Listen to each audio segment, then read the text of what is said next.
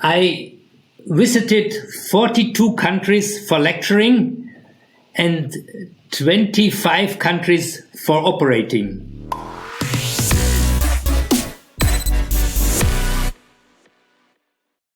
Ladies and gentlemen, welcome to the July episodes of the Rhinoplasty podcast with me, Dr. Cameron McIntosh. I'm so excited that they brought to us by Suter Med Technik from Germany. Can you believe it that for the European Masters, we've got the Germans behind us? The Suter company is fantastic. It's a family-owned company. Bert, who's taken over from his dad, runs a brilliant ship there. Their big thing is obviously bipolar forceps, but also they've got this very cool Curus machine, which is fantastic for turbinate ablation. So if you listen to the end, I'm going to give you the contact details for the right person to speak with. So without any further ado, let's carry on with this episode. In the month of July, we're going through this very exciting topic of the European Masters. It's actually, today is one of the days I've really looked forward to an interview with one of the most famous rhinoplasty surgeons in the world. This man has inspired me ever since I was a resident and learning about rhinoplasty and learning about the Stuttgart rhinoplasty course. He has operated, I think he probably started operating before I was born, and he has had decades and decades of experience, and he is a passionate teacher of rhinoplasty. One of the things that really strikes me about him is he doesn't take nonsense. So he wants to answer a question and get to something and explain something and not dilly-daddle around. And I really appreciate that. So Prof Wolfgang Gubisch, it is a great honor to have you on the Rhinoplasty podcast. And on behalf of all our listeners from all around the world, thank you very much for taking time off to speak with us today. Cameron, I feel honored that you have chosen me for these podcasts. I never did a podcast before, but it might be interesting also for many of the people who listen to us, because my history, my story is a unique one which cannot get repeated. Well, tell me, I started. How did you start? I started in 1975 in plastic surgery. That's the year I was born. But it was not clear to me when I started in the largest and oldest clinic for plastic surgery in Germany, in Stuttgart, that the specialist, as the entity of a specialist in plastic and aesthetic surgery, didn't exist. So everybody could call himself a plastic surgeon. Mm-hmm. And mostly it has been max-fax surgeons who call them plastic surgeons, because after the Second World War, of course, all the injuries, specifically in the face, and this is, as everywhere in the world, a war always forces and brings forward plastic surgery. So I went into this clinic and I enjoyed it a lot. And then after a while, I realized, well, I cannot get a degree as a specialist. And what to do then? And then I thought about, well, what can I do? And I went into ENT, because ENT was the shortest specialist. That means in 3 years, I could become a specialist in ENT. And then I thought I have at least a degree, and then I can go back to plastic surgery. Well, the good thing was then that I went into the University Clinic of Tübingen, which was world famous for middle ear surgery. And nobody was interested in noses. And the boss there thought that when I am coming from plastic surgery, I must be able to operate noses. And as the youngest resident in the whole clinic, I got ordered to operate all the noses. Wow. And then famous people from all around the world came, ENT people, to look at the middle ear surgery of my boss. But then he told them, well, you should show them this young guy or invite him to rhinoplasty specialists so that he can learn something. And so I got contact to the most famous one in these days in Europe was Klaus Walter. And he managed that I could go to him. Otherwise, it would not be possible. As a German, you couldn't go to Klaus Walter because he was a direct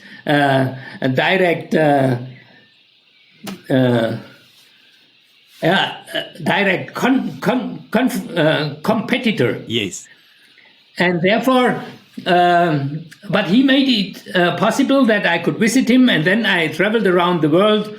In these days, for example, Tom Rees in New York was famous, and so I learned a lot, and I learned also learning by doing. And so, because I had to do all the noses in this university clinic, I operated a lot of big number of cases, and the patients have been very happy. That was the old destructive technique with all these things. And the second point why I have chosen rhinoplasty, Springer Publishers. Yes. And Mrs. Springer was a patient of our clinic. And I cared for her very well, and she was so happy. And in the end, she presented me the book from Denneke Meyer. This is the most famous book in rhinoplasty as a present because I cared for her. Wow. And so that these 2 points, that I got this book and that I had to operate all the noses, that was the reason that I have become a rhinoplasty surgeon. And after 3 years, in the moment where I fulfilled all the necessary times, I went back into the old clinic because I had always contact to my old clinic, because the head of the university ENT clinic told me that you don't forget anything, you have to go every week back to Stuttgart. So every Wednesday I traveled back, and so there was a continuous connection, and so I could go back after these 3 years immediately as a senior registrar into this field. And though I worked there 9 years as a senior registrar, and then I became head of the clinic as the youngest one. With 39, I became head of the largest clinic for plastic surgery. So, Prof, is that general plastic surgery or more on facial plastic surgery? No, general plastic surgery. Wow. But, of course, I did breast augmentation, everything. Yes. Breast surgery, everything. But then I realized it doesn't make sense to do the huge field of plastic surgery. And I decided to specialize, and of course, specialize to the face, not on noses, but on the face. And so by time I was able to divide the clinic into 3 departments. Department of general plastic surgery, including microsurgery, which when I started, microsurgery didn't exist. Nobody did microsurgery in 76. Wow. 75. And then the other thing, because we did a lot of clefts in Germany, only in the German-speaking countries, it is not allowed to plastic surgeons to operate clefts. This goes, all the cleft patients go to MaxFax. And because we had a huge number of these patients, we founded a department for general plastic surgery, for maxillofacial plastic surgery, and for plastic facial surgery. And so I founded this clinic, and this worked quite well, because then I could focus on my topics, because I thought it can't be that you are good in breast augmentation, breast reduction, in hand surgery, and all this huge field, the vast field of plastic surgery. And so I was, I think, the first one in plastic surgery who divided this huge field in small departments, and therefore I could focus on that, and I could get a high level in these things. And then when I planned to become a PhD, you had in these days, I had to do an experimental work. Mm-hmm. And I did extracorporeal septal reconstruction in rabbits. So I operated rabbits, took out the septum, replanted it, and all these things. And therefore, I have also from the septum and all these theoretical things and the base scientific things, I got a great knowledge in that. Wow. No, because Prof, the thing that always amazes me is every part of rhinoplasty is something that you're an expert at and you publish, but this extracorporeal septoplasty, and I always think to myself, and it's a generalization, most plastic surgeons don't really understand the inside of the nose and working on the septum. And I'm thinking, how does Prof Gubisch do this? And now I know. So you did your 3 years of ENT. Yeah, that's it. That's fascinating. And look, one of the big pioneers was Jack Gunter.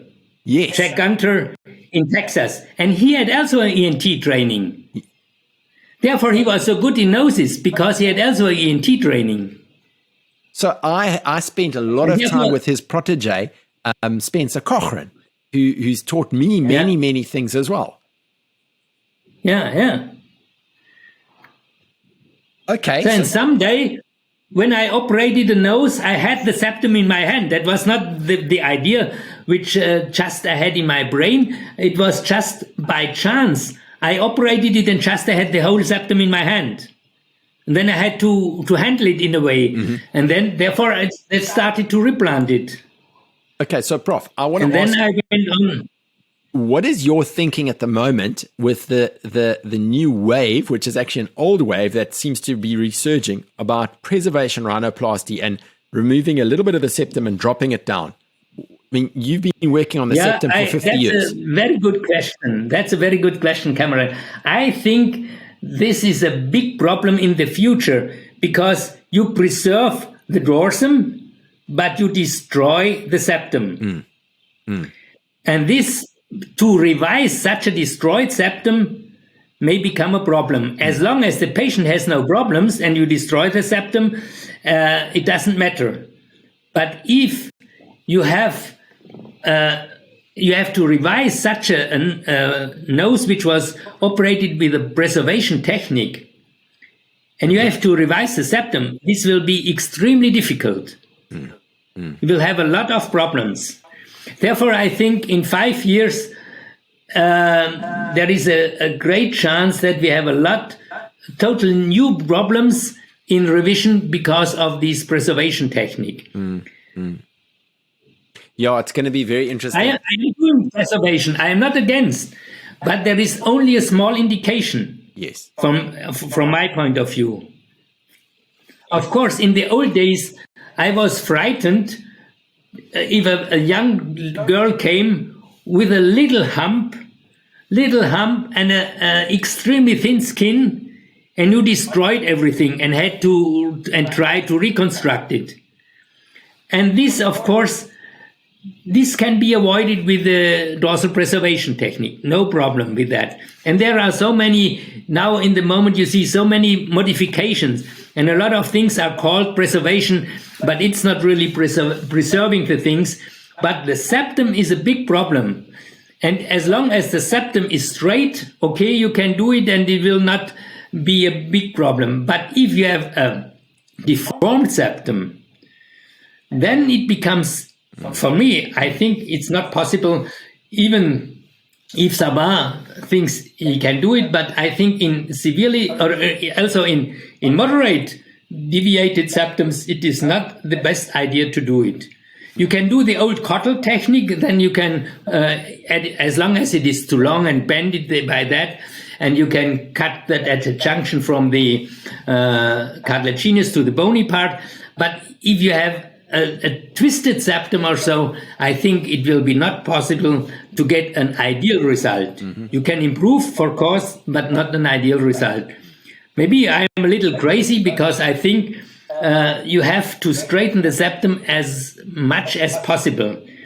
But for functional reasons, you don't need a total straight septum. But for aesthetic reasons, you need it. And patients who pay, they expect that they have a minor deviated nose, that you make an exact straight nose. And if you don't get it, they will be angry. And therefore, I think it is not so easy to use in the deviated noses dorsal preservation technique. Specifically, if the patient has also functional problems, and if you do a push down, then you narrow the internal the airway. Yes. Yeah, and this of course gives an additional problem and maybe additional obstruct the nose. Therefore, there are many aspects, and you cannot look only for the aesthetic outcome. Mm-hmm. No, well, that's very interesting. Prof, I want to change track slightly. One of the legacies that you've built in rhinoplasty is the Stuttgart rhinoplasty. How did that start, and why did you want to do something like that? Well, in these days, I operated a lot of noses, and my anesthetist, he told me, well, you are doing every day so many things, but you have to teach the people. And in these days, there was not many courses where you could do it. And the important thing was the visibility, because I did thousands of closed rhinoplasties. And in closed rhinoplasty in these days, the endonasal instruments, the endonasal cameras have been not so good. And therefore that was a big problem. But I tried to get an optimum of the instruments of the endonasal view. And that was the reason. It became much easier and better when I changed to open approach.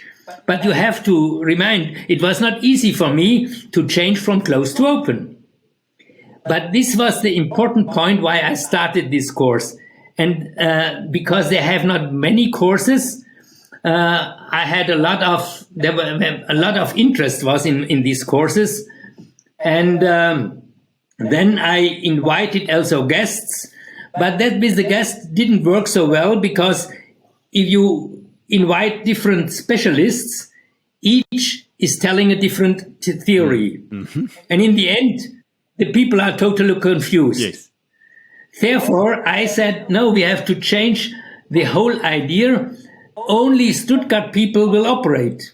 So this is one school. It's not the only one, but it's one school. And this works. And people go home and say, I can use this and this works. There are other schools which work too, no question.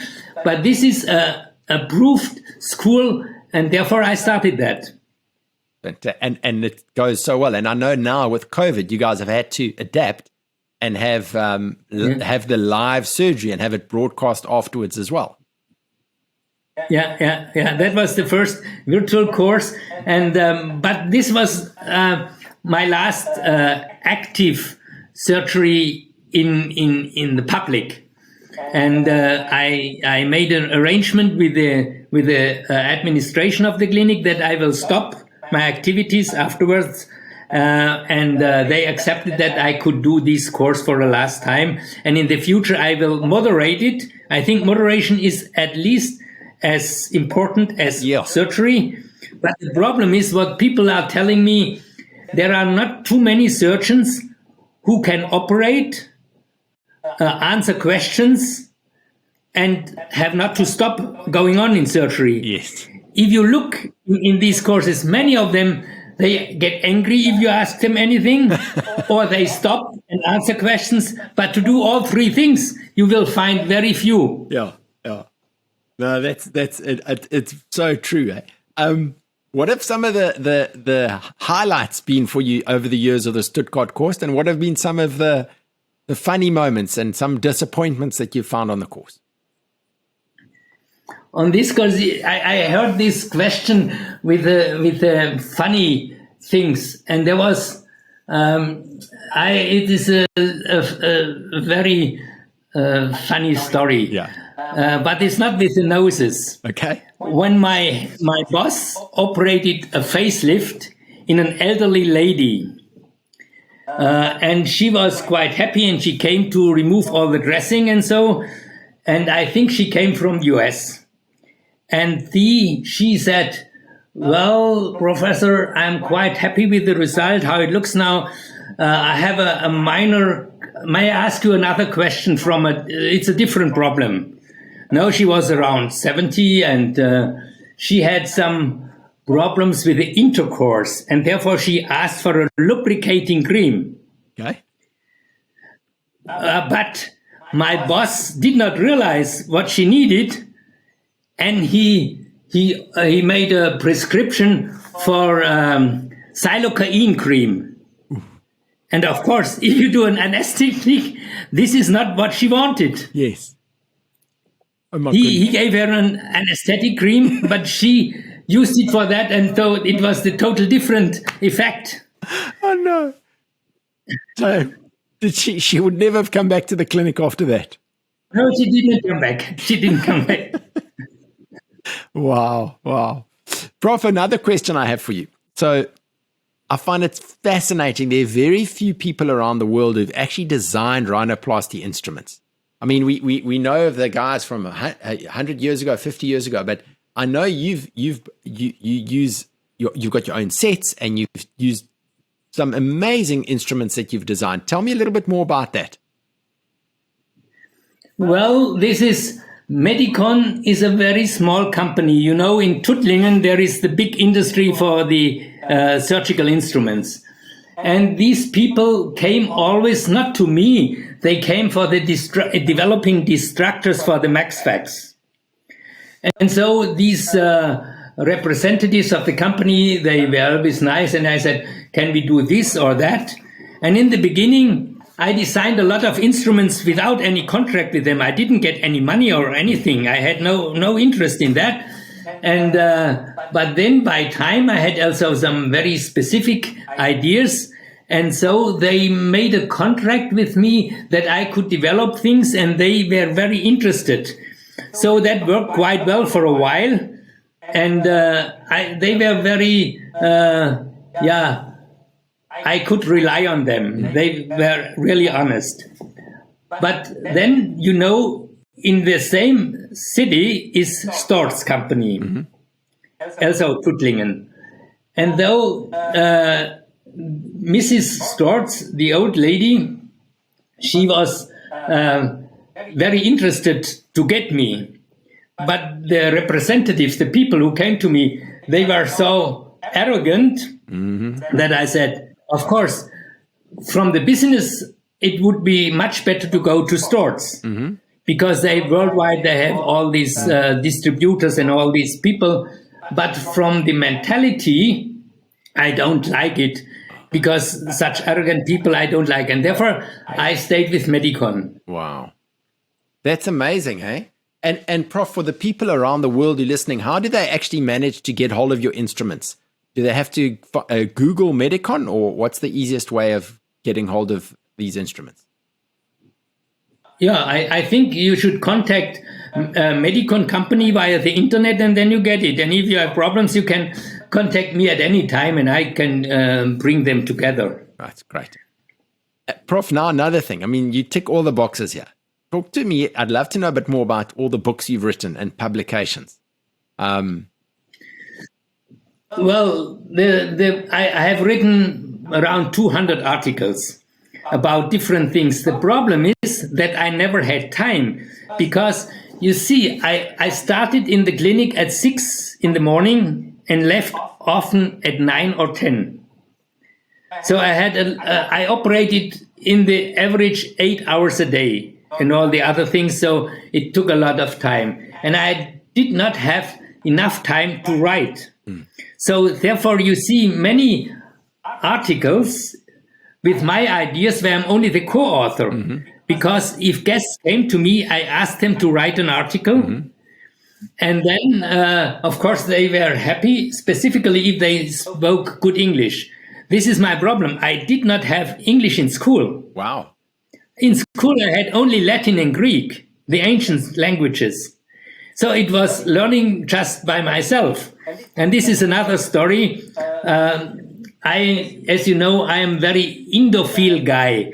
I have visited India about 30 times. Wow. Yeah. And that was easy for me to speak in India, because their language is not so brilliant like in England.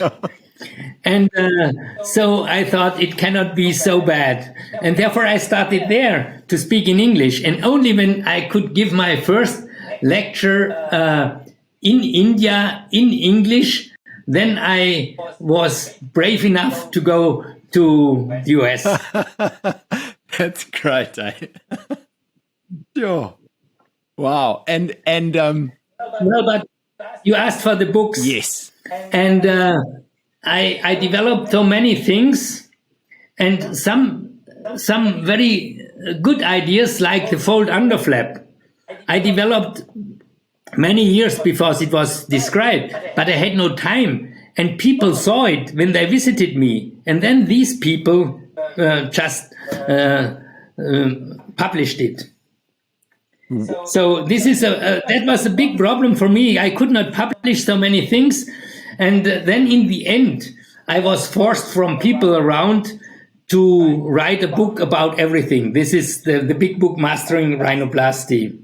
But I was not sure if I should write it. And therefore I asked Rollin Daniel, should I write this book? Because Rollin Daniel, he had heard me somewhere, and he did not believe in the extracorporeal septal reconstruction. And therefore he came to Stuttgart to check it personally. Okay. And as a present, he did not bring me, as he said, a bottle of Californian wine. He brought me the pre-manuscript of the DCF. Wow. So I was the first in Europe who got the idea of the diced cartilage in fascia. Yes. And therefore I could start also as the earliest one, of course. And he advised me to write the book. And he said, you should write it in a way like the second volume about secondary rhinoplasty. But if you name it secondary rhinoplasty or mastering secondary rhinoplasty, nobody will buy it. You have to write advanced rhinoplasty. These are the thinking which I don't have, but he advised me to do that. And so I did it. And then it was my great luck, and I'm very grateful to Rick Davis, because Rick visited me often. He was always in the courses. Rick was also one guy who did not believe in the extracorporeal septal reconstruction. He heard when I was in Las Vegas, I talked about, and then therefore he invited me when he was president of the American Academy. And so we became close friends. And then he said later, when I had the manuscript and prepared everything, he said, I understand everything and I learned so much, but he was ready to bring the Swabian English into an American English from the book. So I'm very grateful that he helped me, that I could publish it. Wow. Wow. Wow. It took me 8 years to write it. Oh, sure. And so who is the publisher for the listeners out there to get hold of it? The publisher of that is Springer Company. Now, is that because that you were such a good doctor to Mrs. Springer?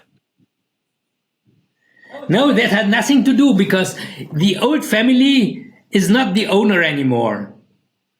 Springer is now a company of investors. That had nothing to do with the old company, with the old owner. Yeah.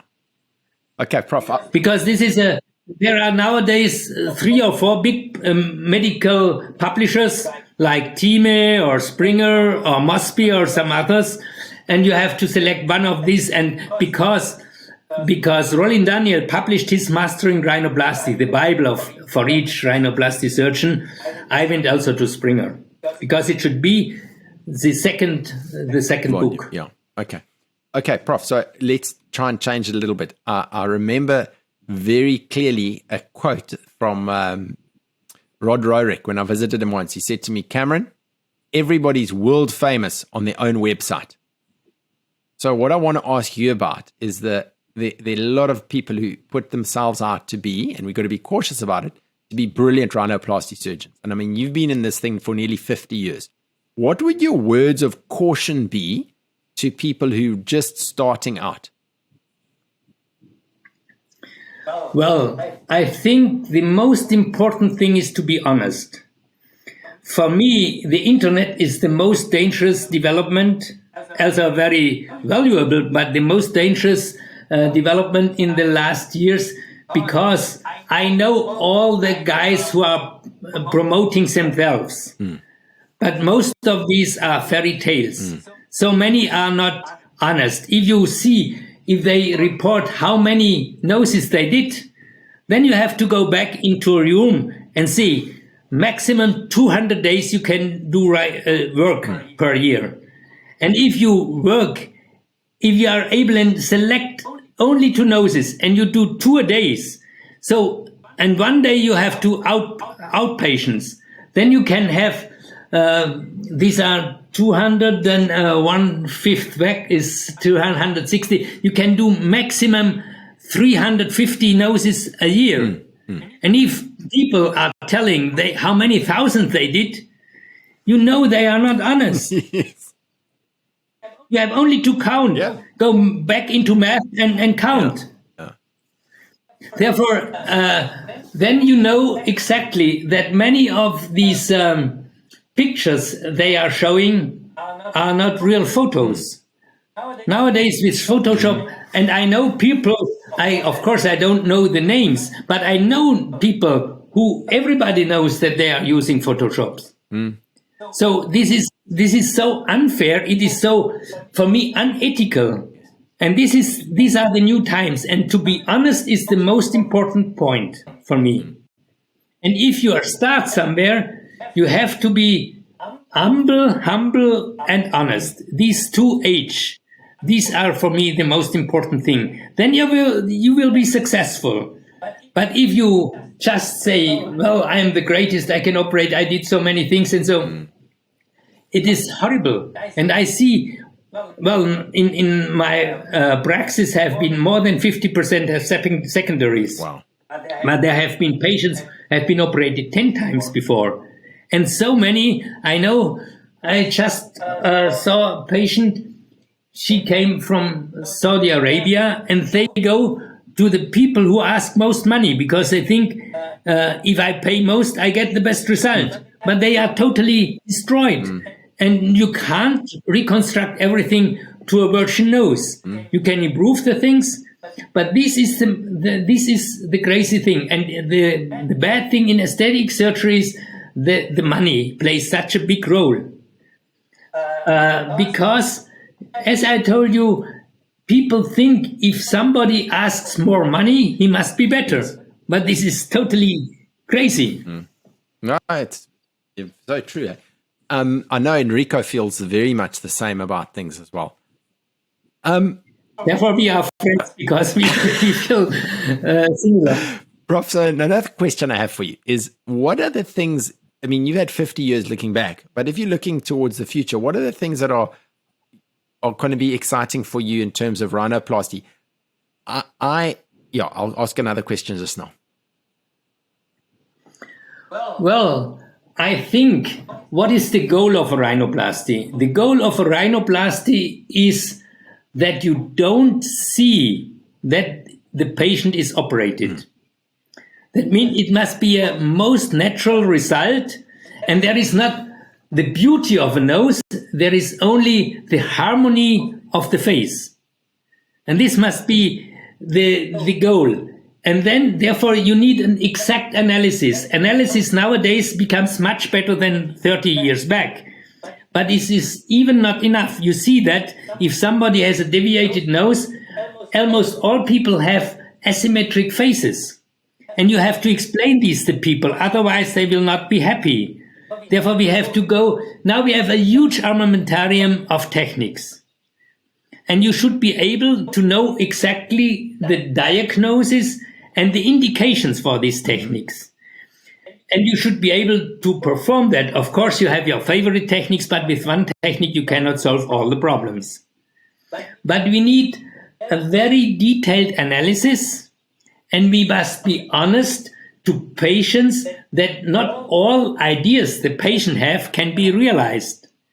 If somebody has a thick nose and a large nose, he cannot get a nice small nose. That's impossible. And you have to tell them. But I see so many, because of the money, they say, well, don't tell me anything. I know exactly what you need. I will give you a wonderful nose. And the result is not only frustrating. And the problem is, if you are a breast surgeon and you are not lucky with your surgery and the result is not good, you can buy a pullover. But if you do a rhinoplasty, you have a much higher responsibility because you cannot hide it. Yeah. If somebody looks in your face, he will look into your eyes. But if the nose is very obvious, he will not come to the eyes, he will stop before at your nose.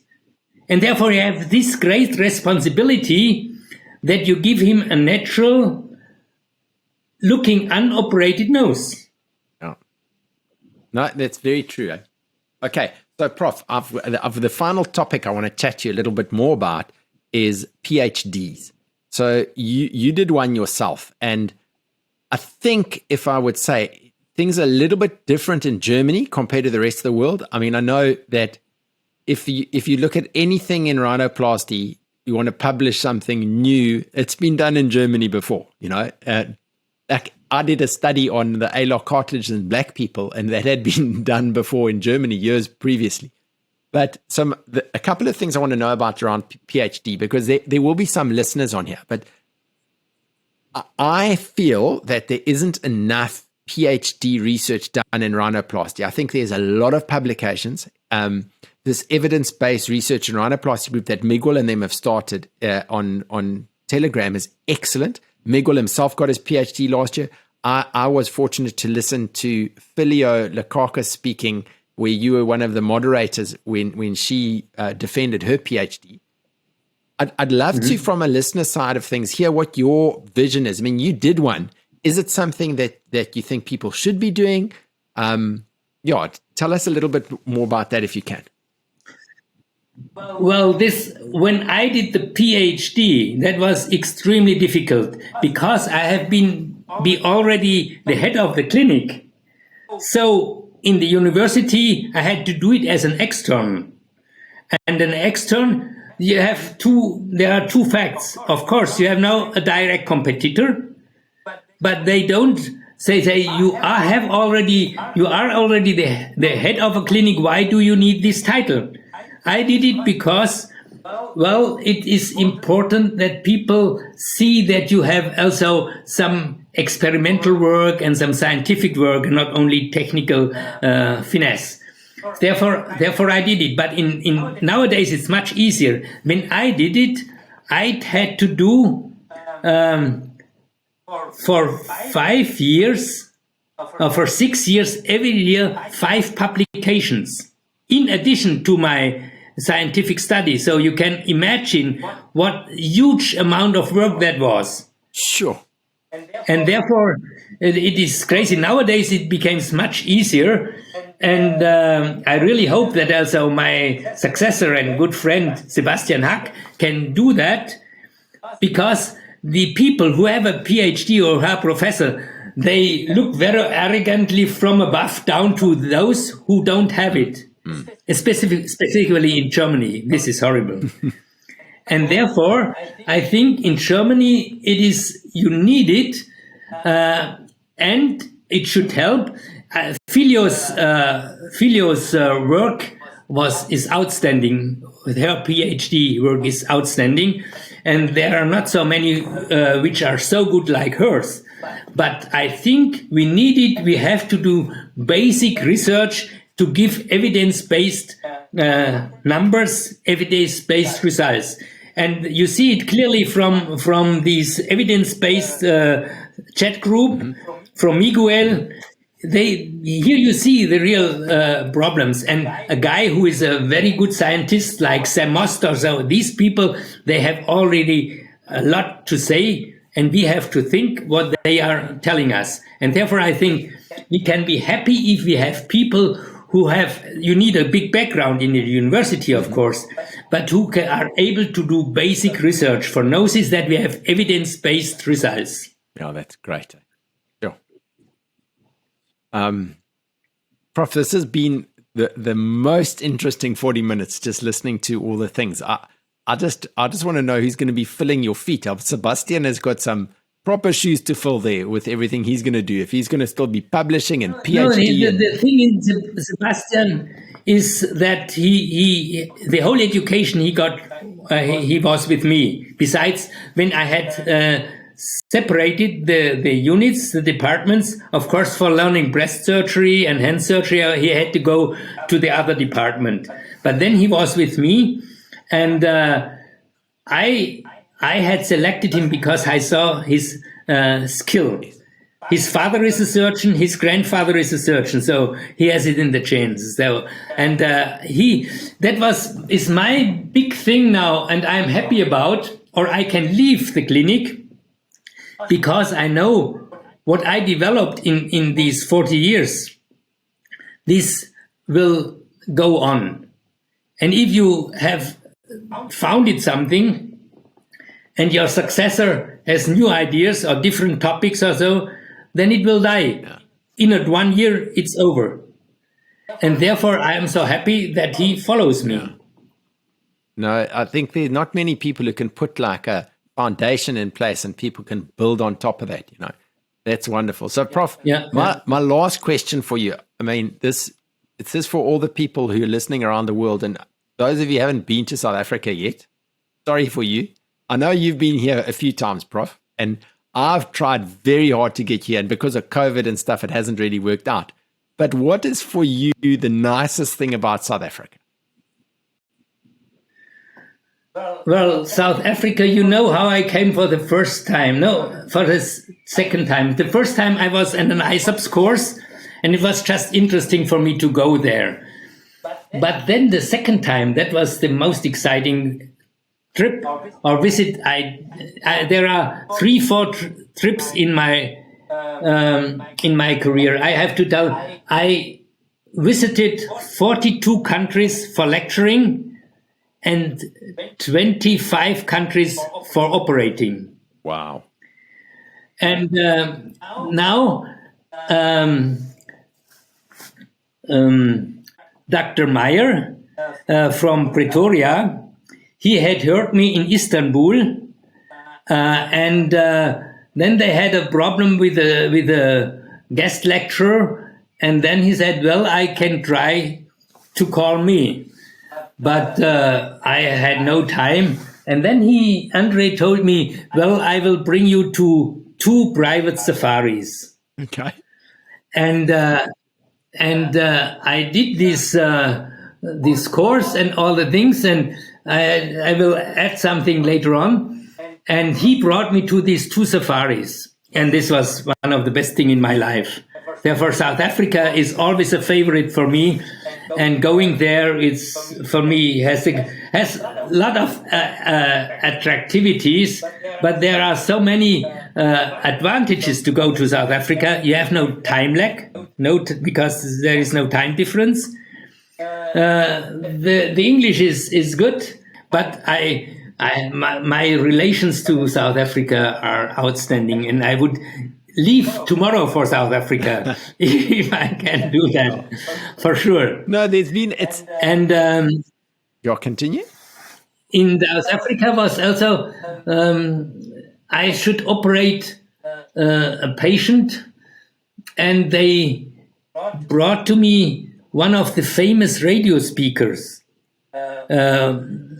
But that was such a horrible case, several times pre-operated, that I refused to operate him in public, because it doesn't help. If you do something unique, the people who are watching have no benefit from that, because it's a unique situation.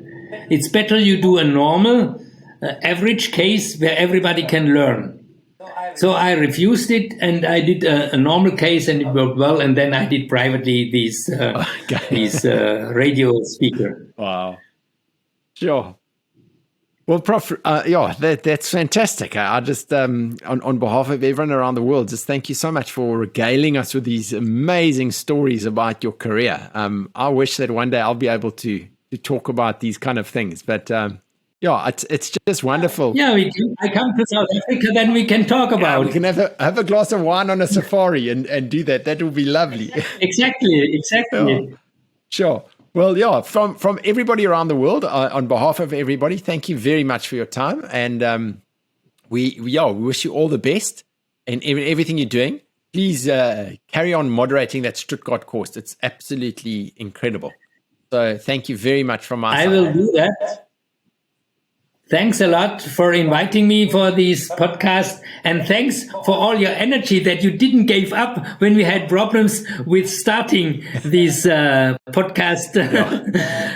But you were able to solve all the technical problems. I'm very grateful to you that it worked so well now. Thank you, and I'm sure we will meet, I hope soon, in person somewhere in the world. Fantastic. Yeah, for the listeners, it took us 30 minutes, of working hard. So I hope you guys appreciate the amount of work we put in for making this podcast work. So, ladies and gents, thanks for listening. And thanks, super big shout out to Suter Medicine Technik from Germany for supporting us. I'd like to give you the email address for Nadine Burghardt. She is head of sales, and you need to contact her if you want any of the amazing instruments that they have on offer. So her email address is nadine.burghardt@suter/med.de. So that is nadine.burghard@suter, that's SUTTER/med.de. So thank you very much for listening. And Suter, thanks so much for your support. You guys are an international company from Germany supporting the European Masters.